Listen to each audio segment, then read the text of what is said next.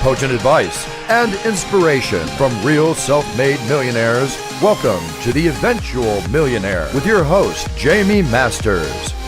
Welcome to Eventual Millionaire. I am Jaime Masters, and I have waited forever to have my very good friend, Tom Schwab, on the show. He runs InterviewValet.com, which everybody should take a look. He is also an author of a book. Please welcome him. Thank you so much for coming on the show today, Tom. Jaime, I'm thrilled to be here. The only way it could be better is if we were both sitting there having coffee in Austin. I know, right? And these two chairs behind me. That would be amazing. Next time, we'll definitely do that. So I've known you for a really long time, and you've been doing Interview Valet for only a few years. Tell me a little bit about the start of Interview Valet. Sure. Really, it came out of my experience with inbound marketing, using content to attract, engage, and delight customers. And it's not a new concept. HubSpot's been talking about it for about 15 years. But one of the things that we saw was that blogs weren't working nearly as well as they used to. And even when a blog worked well, it was like 1% to 2% conversions from visitors to leads. And so about 4 years ago, I was working with a couple of clients, and they had great stories, they had great voices, and it was really hard to tell them, well, just write some more blogs and give it a couple of years and you might get some traction. So I hypothesized that you could use podcast interviews much the same way we used to use guest blogging, right? Instead of putting a blog on your site and have it read by 3 people, one of them being your mom, put it on Huffington Post, Wall Street Journal, someplace to get in front of the right audience and get that traffic, the leads back. And so we started to do that with podcast interviews. And Jaime, I was amazed at the results with it.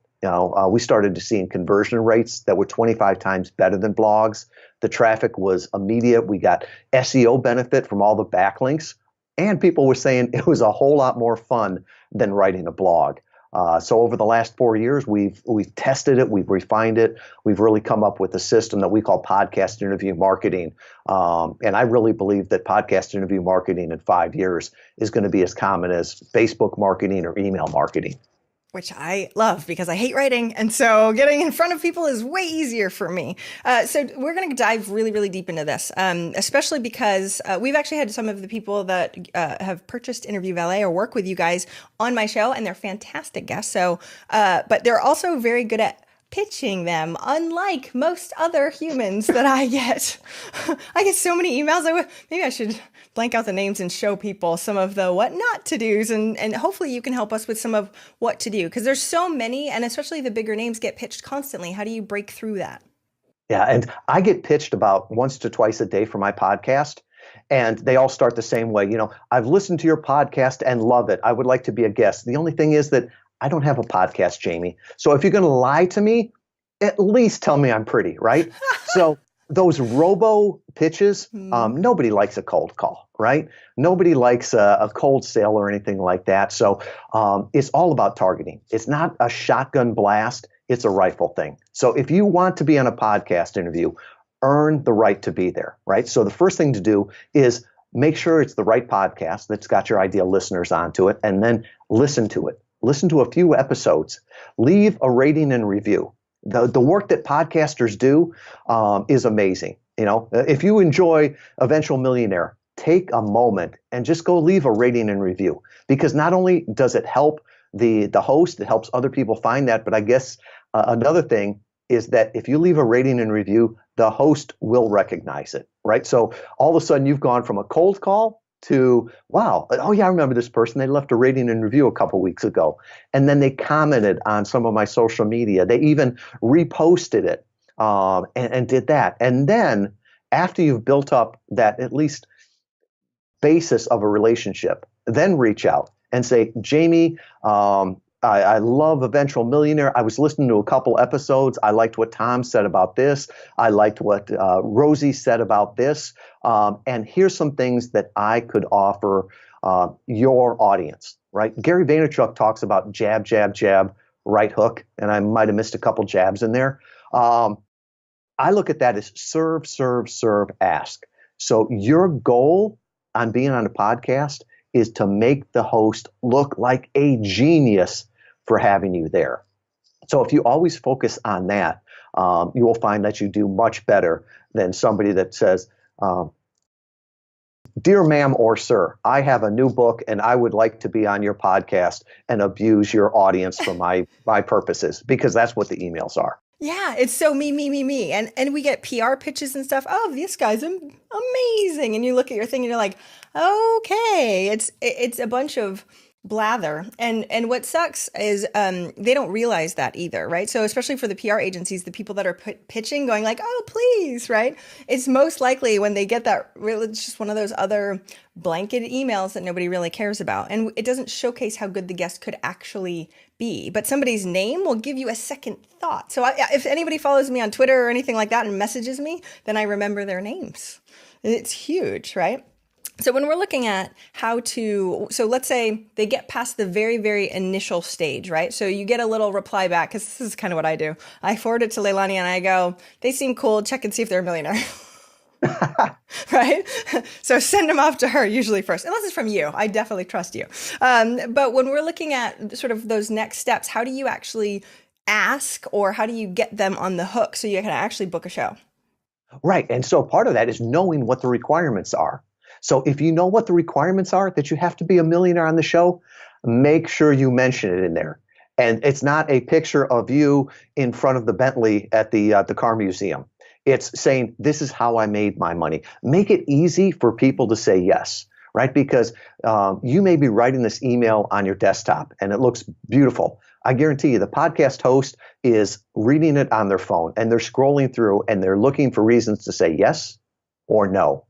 So, make it easy for them on the first time, and then follow up to show that you're interested, but don't pester them, right? So be considerate of that. Maybe follow up once and then follow up in a couple of weeks and say, Jaime, I just saw this article, or your interview was great. I know you're booked out along, but I appreciate the assumptive close. I appreciate you, keeping me in mind. If you ever have somebody that cancels the last minute, please just let me know. So once again, all of that serving on that, and focusing up on that. Another thing is a lot of podcasters will tell somebody no and say, I'm really booked out, follow up with me in 90 days. The number of people that won't follow up in 90 days is just amazing. So just send yourself an email and use, Boomerang to wait 90 days and say, follow up with Jaime about being on the show. It's those little things that people do that make them stand out. Seriously, the boomerang tip, I was exactly going to say that same thing. If you didn't say it, so go you. You took the words out of my mouth. And the last minute piece too, because we do sometimes have people that are sick or something comes up. And if I know that they're willing to be able to do that, we bump them up in the list. So these are really core tips for everybody. And that's the other piece too. When you're trying to do it, you're trying to build a relationship instead of just having a one-off and going on their show anyway. So how do we provide, especially on the prep side, the best for their audience? Because when you listen to a podcast, we don't totally know exactly who their audience is potentially. Let's say they got the yes for getting on the show. How do we prep for all that? Well, you should have prepped even before you pitched, from the standpoint of listening to other interviews. Right? Because what you want to do is you want to know the audience that you're going in front of. Nothing will ruin your credibility more than jumping on stage in Cleveland and saying, hello, Columbus. The people stop listening. Or if there's a question they ask every time, make sure you've got the answer to that. If they ask that question that they're always asking, I've never thought about that. You just told the audience, I've never listened to this show before. And it loses that. Think of examples that you can use that would be meaningful to their audience, right? So, eventual millionaire. What are things that you can do that would help people, make that first million, reach that first million? Content is king, but context is God. So don't just give, generic stories. Make them specific to that audience. Definitely. Okay, so when we're looking at prepping, and hopefully we know who the audience is. And as you know, at the beginning, I give the last question just in case people have not actually ever listened to my show, because otherwise they look like a deer in headlights, and I have a bad show by going, right? And then it's like, Should have prepped you before. I learned that lesson the hard way, by the way. So I let everyone know in advance, which is wonderful, even if they don't need it. So that way I can try and warm them up a little, because as a host, you're trying to make sure that the interview is good. And if they are nervous. So what happens if you're not great as an interview guest, or like I even turned red, right? And so people that are nervous speaking in front of people, how do we get them to feel more comfortable when they're doing it the first few interviews? Yeah, and this is like Broadway 101, right? What do they do before they go on Broadway? They do smaller ones, right? So we have some clients that come to us and their first thing is, I want to be on Eventual Millionaire. And you realize you've never done a podcast interview. You don't want to go on Broadway, your first one, right? So do some practice. Don't think that I've got to be on the big podcast from the very beginning. The other thing too is relax, right? When you're on a podcast interview, you're not trying to get everybody to like you. Be yourself. And, I guarantee you there's 3 types of people right now that are listening to this. The ones that say, Tom's crazy, he's stupid, and they've made their judgment. That's fine. Doesn't mean they're a bad person or I'm a bad person, but I can tell you what, we would be a bad fit. So the other ones are like, it was interesting, and they go on with their life. So the third ones are the ones like, that makes a whole lot of sense. I like him. I want to work with him. So don't try appealing to everybody and be so generic and vanilla ice cream. Let your true personality come through. And that's one of the things I love about podcasts is that I hate doing videos. I get scared going up and speaking still, right? But we're just having a conversation, right? It's like just if you and I were having a Zoom call, it's what it is like right now if we're calling over Skype. Or we've even had clients where we ask them, would you drive across town to speak to 10 ideal customers? Would you drive across state to speak with 100? Would you jump on a plane to speak with 1,000? And you can just see them getting really nervous. And they're like, no, I don't want to stand in front of a crowd. Well, don't think about, that you're talking to tens of thousands of listeners. You're just talking to one person.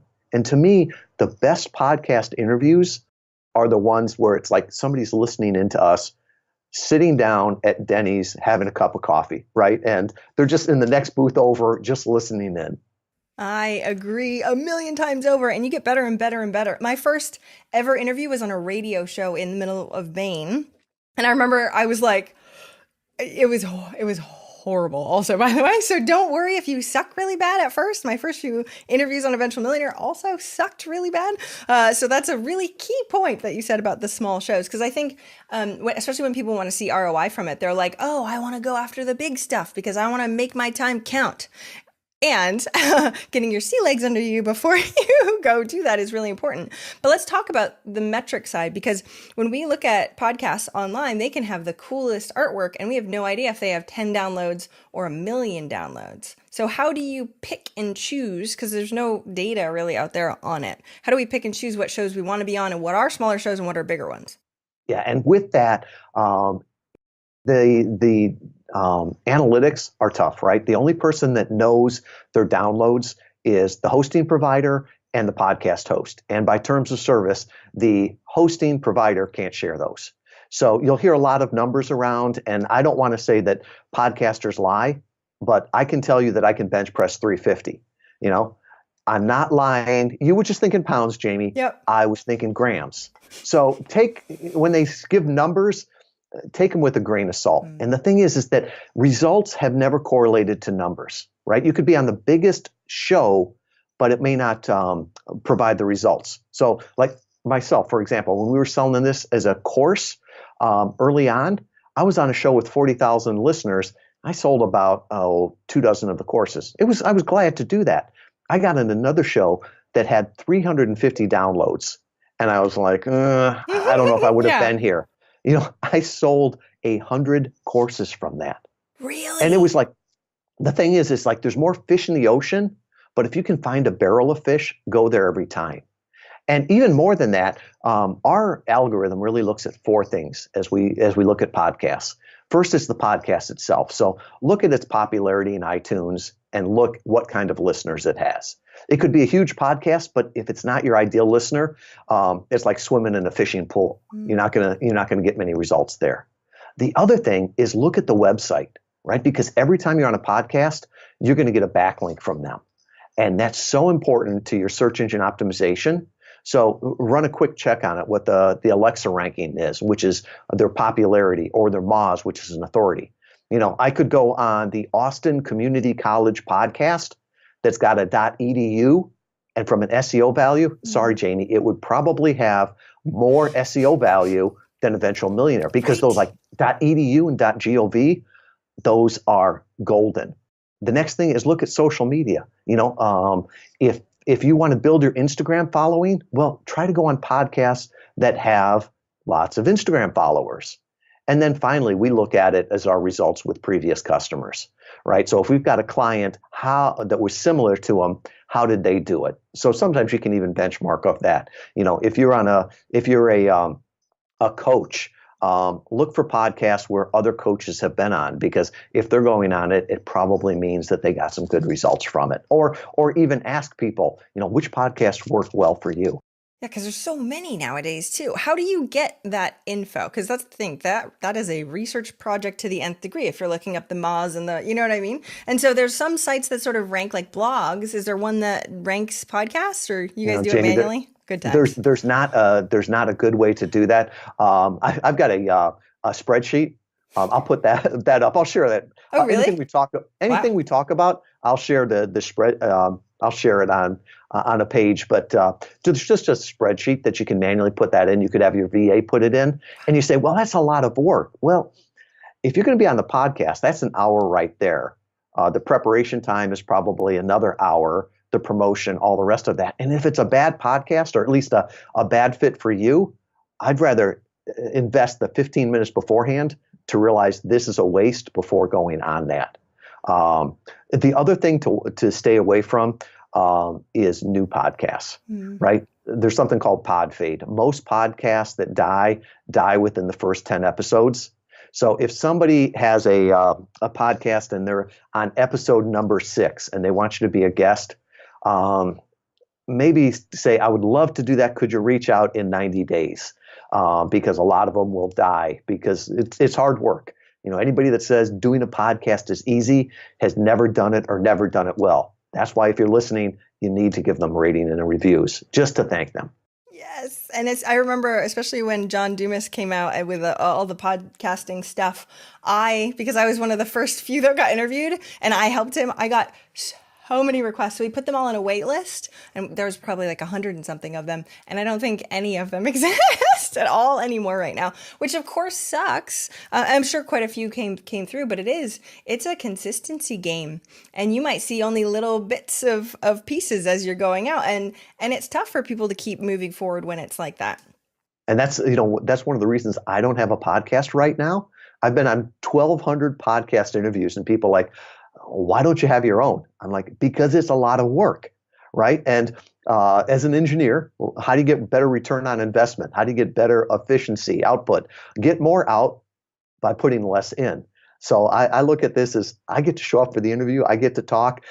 Jamie's doing all the hard work. Her team's going to edit it, promote it, all the rest of this. So that's one of the great things about being a podcast guest. And if I take a month off in the summer, nobody's going to know. If you just take a month off in the summer and haven't worked ahead of time, there's going to be tens of thousands of people that are going to notice. I have to batch everything. I know. So I have to double up on my batch days because I know. So you're hacking the system, right? You're like, So tell us about some of the ROI, because that's the other piece. Yes, we have to make sure we're shooting in the right barrel for certain. But what can we expect? Because that's the other piece. Either we have super crazy high expectations, right? Or because I've heard that too, like, I'm just going to go on podcast. I'm like, okay, so, right? Because it still takes some time, right? And even when you batch those days, they can all come out at different times, and who knows what your conversion rate is on the specific landing page, because we'll talk about that in just a second. But how can we make sure that the ROI is helpful? And do you have any data or advice that we can have on that? Very much so. And after our first 100 clients, we looked at them. And Jamie, we said, how come some of them got good results and some of them got great results? And it really boiled down to 3 things: message, market, and machine. And they all multiplied on themselves. So if one was weak, your results are going to be weak. So the message is, do you have stories to tell and not just a product to sell? Nobody likes an infomercial. So make sure you've got good stories. The next one is the market, right? Know who you want to talk to. The guest that says, I want to talk to everybody, they don't want to listen to you, right? And the other thing with the market is, do you have something that can help them? You know you're helping them when they can give you certificates of appreciation, which in the US are green dollar bills, right? So if you go on a podcast and say, I just want to build my brand, I don't know how you're going to get ROI out of that. The final thing is the machine. When somebody hears you on a podcast, watches you on a video, they're going to check out your website and your social media. If your website looks like it was built in Y2K, you're going to ruin trust. The social media, the same way. If it doesn't support you, don't even try getting out there on podcast interviews, because you're going to be working against yourself. Now, as far as the ROI goes, podcast interviews are a great place for relationship sales and lifetime value. They're very bad for transactions. So if I'm just trying to sell a one-off of something, podcast interviews work great for virtual book tours, but not for fiction, right? If I'm just trying to meet you so you can buy my fiction book and I make $1.50 off of it, that's a hard road to go. But if there's a lifetime value of it, I've got the book, then I've got programs, then I've got coaching. I really believe online today, it's never been easier to make a transaction, right? If you want to sell something, be a penny cheaper on Amazon and you'll sell it. But the next day you'll be beat by the next person that's a penny cheaper. But it's never been harder to build a relationship, a business, and that lifetime sales. So from that standpoint, look at this as part of a relationship building. And that's where the ROI comes from, with the relationship with the podcast host, the SEO value, the lifetime value. And, most of our clients don't have great analytics. So from that standpoint, they're like, yeah, it works great. But I love some of our clients, like software as a service companies. They know what their cost of lead acquisition is and their cost of customer acquisition down to the penny. And I remember one big publicly traded company came to us and said, here's our cost of lead acquisition, cost of customer acquisition. Can you beat this on a podcast interview? I looked at it and said, you could show up drunk on a podcast interview and beat that. Now, luckily, they keep saying they're going to try this someday to test the philosophy, but it just shows there. And they doubled down 2 quarters in a row now because they were seeing such great results with it. Craig Cody, who's one of our clients, he spoke at PodFest this year and he shared his data. So I'm not talking out of school here, but here's a CPA that does tax coaching, and he also does fractional CFO, so like part-time CFO work. So he knows his numbers, and he reported at 12 months, he had a 600% ROI, and at 24 months, he had a 1,200% return on investment. And that's discounting future earnings. That was just money he got paid up to that. So really, the better lifetime value of a customer that you have, the better return on investment you'll have. See, and knowing lifetime value, that's a big piece, right? Because a lot of people don't even know their numbers at all. And they're like, I'm going to go on a bunch of podcast interviews. I have no idea if it'll work or not, right? And that's the thing that's really tough. So everybody get at least partial amounts of numbers, at least now. And then when you test, you have something to go back to. But like you said, the stuff that's really important, though, is relationship with a podcast host, though, too. So even if that interview you kind of botched, but you made a really great, connection, then you can always come back on the show later also, right? Yeah, and even like, I don't know my LTV, my lifetime value of a customer, because it's a couple years in, you're still figuring that out. But at least I know that's what I'm focusing on, that it's not, it's not transaction of how many widgets can I sell today, but how many people can I serve? Can I build in my tribe and serve over time? And I think if you've got that focus, then podcast interviews are a great way to go. There's a great quote by Rand Fishkin, who's from Moz, the founder of Moz, and he talked about the best way to sell something today is not to sell anything, but earn the awareness, trust, and respect of those that might buy. And I think that's what we do on podcasts. Yeah, and Rand is amazing. He's coming on the show too. So how do we get them to do that? Especially because when people are listening to podcasts, it's usually at the gym,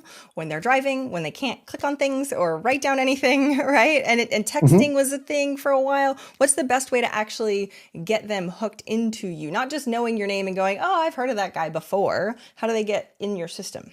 Right. And this, we've tested it. And our tests have always shown that you need to give them 3 ways to say yes. So I'm going to pull behind the curtain here.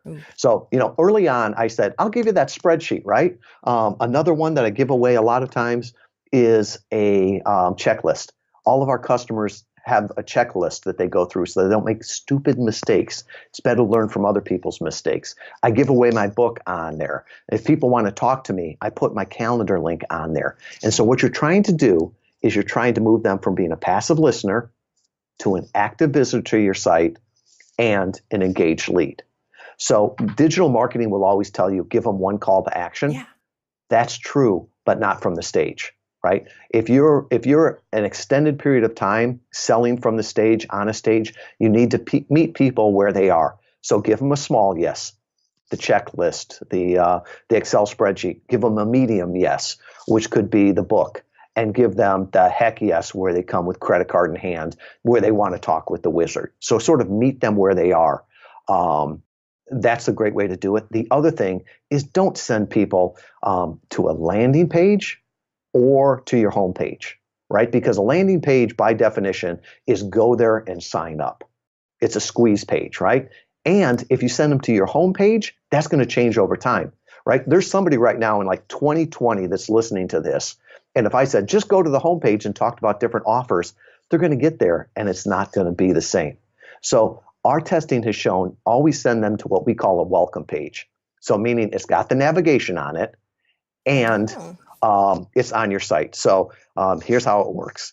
Go to interviewvalet.com/EM, right, for Eventual Millionaire. And everything Jamie and I talk about will be there. That checklist, the Excel spreadsheet, the book, and my calendar. You're trying to move them to a dedicated page. Now, it does a couple of things. One, I can attribute the traffic now. I know exactly where it came from.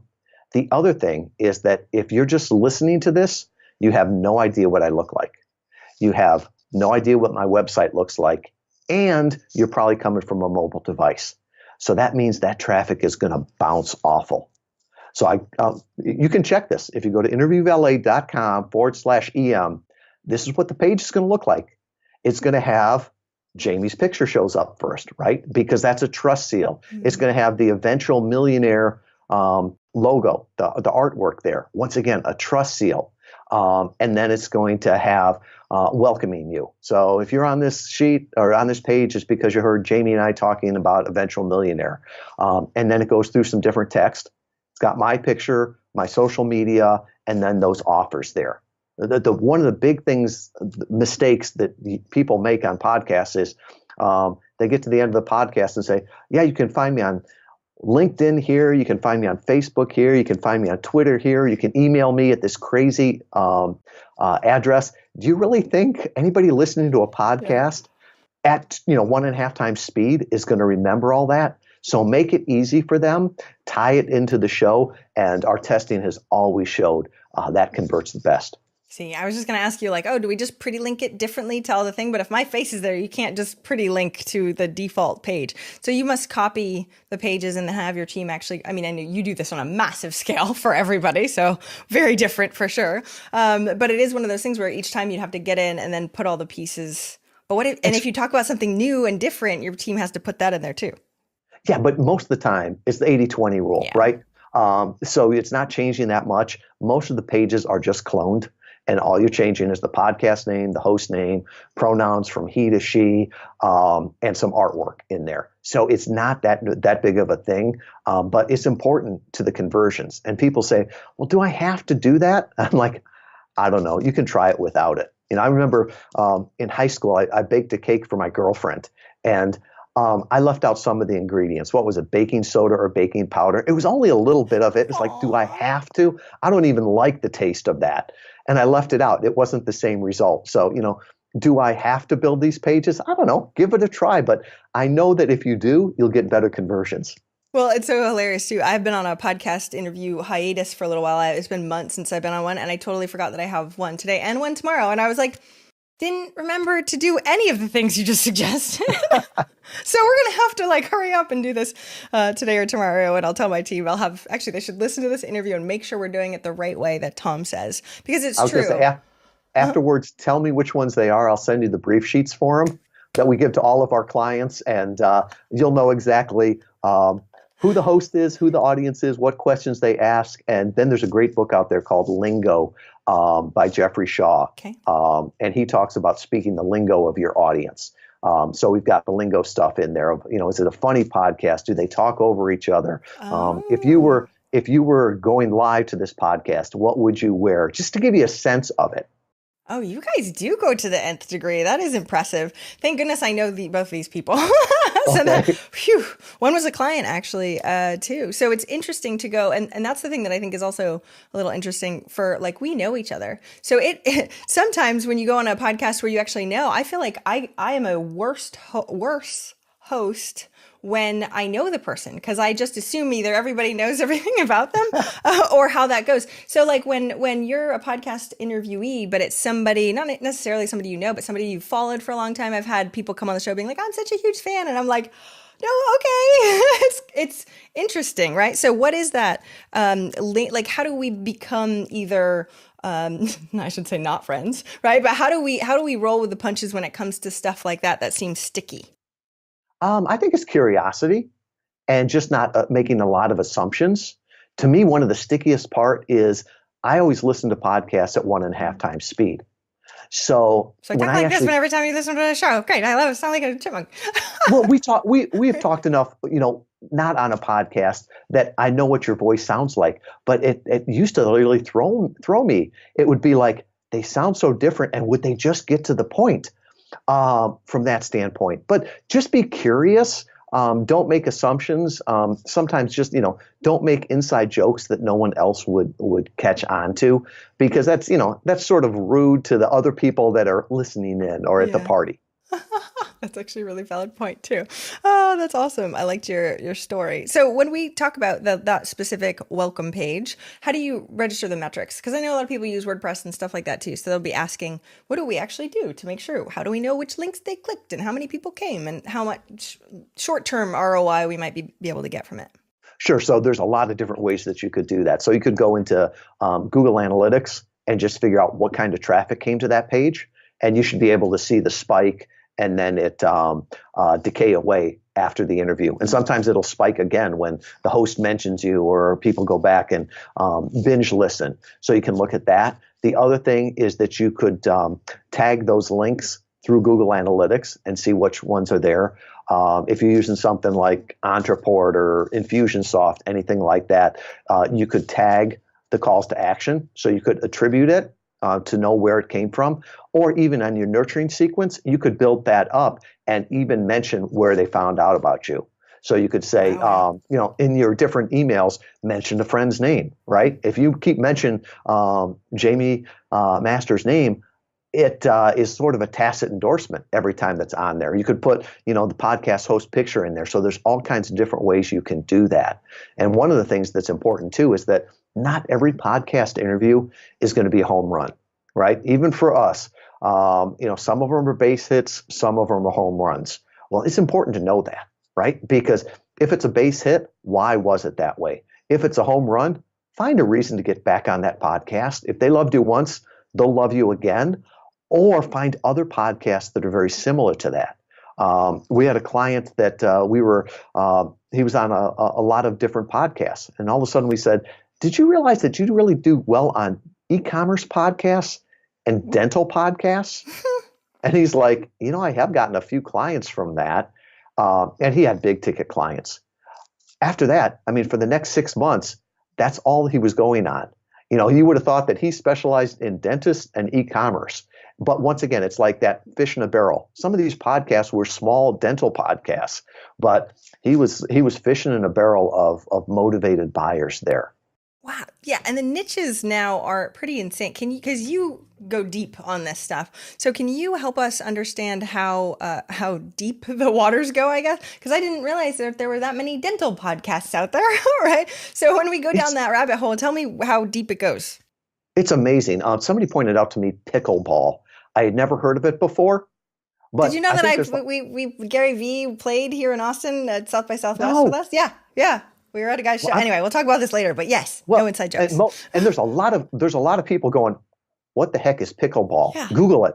But there's 8 podcasts that focus on pickleball.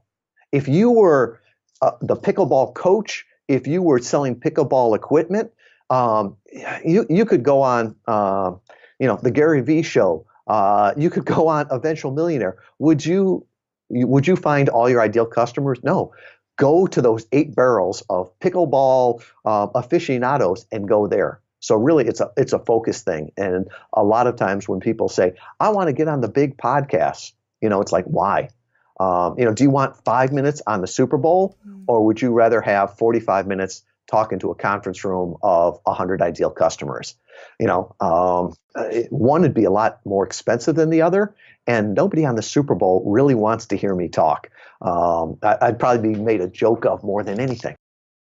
So when you're looking at those niches, do we refine our content for the niche? So pickleball, totally different subject, right? Everybody needs to Google that. That was really crazy. Anyway, so when you look at the niche, like the dental podcast guy, does he go and he tells all the stories about dental podcasts? Does he say like, I specifically work with a dentist, so that way they feel like it's more for them, or does he not refine a lot of the pieces for that? It wouldn't be. I don't think he would say, I only work with dentists.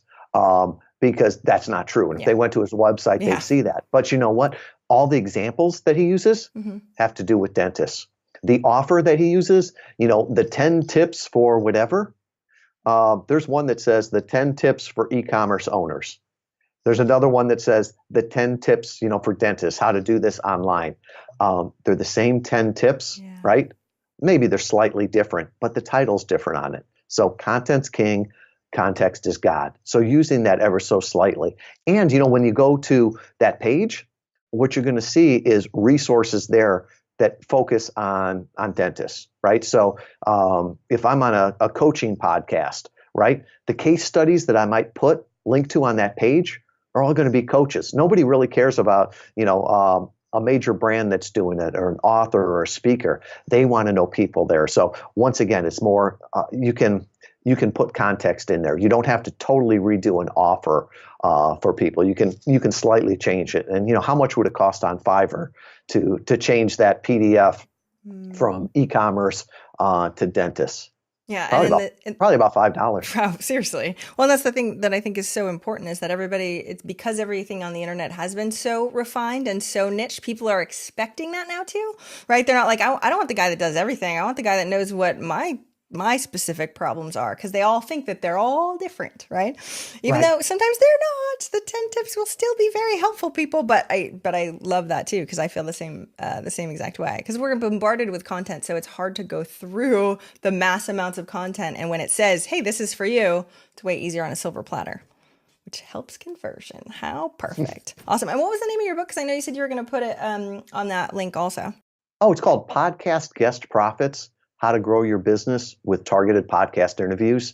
And it's our playbook. It's how podcast interview marketing works. And I always say what we do, it's not magic, it's not art, right? It's a recipe like cooking or baking a cake or building an engine. And we just do it with excellence. It's the only thing we do. You can do it yourself. And people said, well, why would you write a book like that? To tell people how it's done. And I'm like, well, the same reason a chef does it, right? A chef can put it in the cookbook. He can do the video and show you how to do it. Some people will try it. Other people will just say, I want the results. And that's the clients that we work with. The clients that really want the return on investment. And they say, my most limited thing right now is my time. And I want to make sure that I get the most results, the most return on investment for every minute of time I invest and dollars I invest. So I just look at it as, I believe podcast interview marketing is going to be huge. It's going to be as big as Facebook marketing or email marketing. And I want people to do it right and get the best out of it. And if that's working with me, that's great. If it's doing it by themselves, how can I help you? I love it too. And to me, transparency is huge, because it is. I was wondering before we even had this interview how open you would be, but I love you, Tom. And this is the point. You really do. You're like, here it all is. And for the people that want white glove, we can help them too. We've dotted all the I's and crossed all the T's for you, or you can do it on your own. And I know how intense it is. I know your team, and I know how crazy you guys work on the back end of all this stuff too. So it is an initiative. If you do want to do it, people, make sure you have the time and the energy, because it's definitely, if you want to do it right and actually see some results, instead of going, it didn't really work for me. Because I feel like that happens a lot also, where people are like, but it just means that they didn't do their due diligence or the pieces that we talked about today.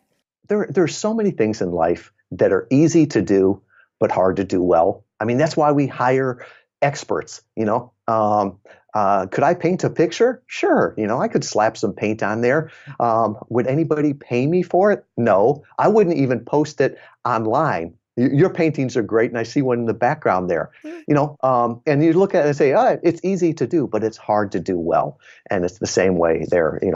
People come to us and we work with them and build a relationship, and they're like, hey, can you help us launch a podcast? I'm like, it's probably our zone of competency, but never hire somebody that's working in their zone of competency. Podcast interview marketing is our zone of genius. Let me introduce you to someone.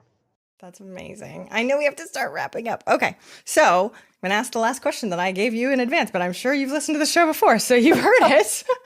Thank you, Tom, for doing your due diligence and work. So what is one action listeners can take this week to help move them forward towards their goal of 1 million? Let people know about you. Do something, right? Your biggest problem right now is that you're obscure. There are people out there that would be thrilled by your product or your service that you have right now. The only thing that keeps you from helping them and them from giving you money is that they don't know about you. So do something. Maybe it's reaching out to be on a podcast. Maybe it's engaging on a blog. Maybe it's doing a Facebook Live. But do something so that you're not obscure. A/B testing that page is not going to help you if people are just don't know you exist. So get out there, put yourself out there, and thrill your ideal customers. Let them know that you're alive. Yes, I call it active versus passive action. Passive action, going through and doing little tactical updates that nobody will ever pay attention to. The scary stuff, kind of that Tom's talking about. Going out and actually getting out there and showing your face in front of people, harder and way more worth it. So thank you so much, Tom. So give us the link again to the amazing welcome page that we already know exists. Sure. interviewvalet.com/EM for eventual millionaire. Yes, so they don't have to spell eventual or millionaire. You're a smart, smart man. Thank you so much for coming on the show today. I really, really appreciate it. Thank you, Jamie. Thank you so much for listening. I hope you enjoyed that interview. And if you want to check out more amazing resources, I'm only curating the best of the best. Go check out eventualmillionaire.com. You can take the Eventual Millionaire quiz, figure out where you are in business and what you need right now. Plus, you can look at curated resources specifically for you on the new Start Here page. I'm so excited. Please join us. Please let me know if you need anything at all. I'm here for you. And have a fantastic day. Bye.